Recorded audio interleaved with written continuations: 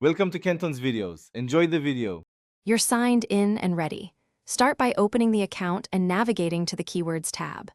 Once there, click Columns, choose Modify Columns, then Performance and add Quality Score. Make sure to also add the 3 component columns: Add Relevance, Landing Page Experience, and Expected CTR. These give you the how and why behind each numeric score so you can act. Once done, save your column set and apply it to see quality scores beside each keyword immediately.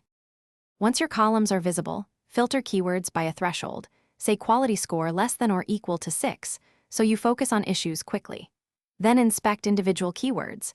Expand the row to view ad history, search terms, and match types, and use the date range plus compare to see if scores are improving or dropping. Make sure to look at impressions and CTR trends too, because a low sample can mislead you. These details guide whether to optimize ads, landing pages, or bids.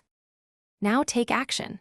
Update ad text to match keyword intent, refine landing page relevance and speed, and test stronger creatives to lift expected CTR. Then run controlled/B tests and bid adjustments while monitoring quality score changes over a 7 to 14-day window.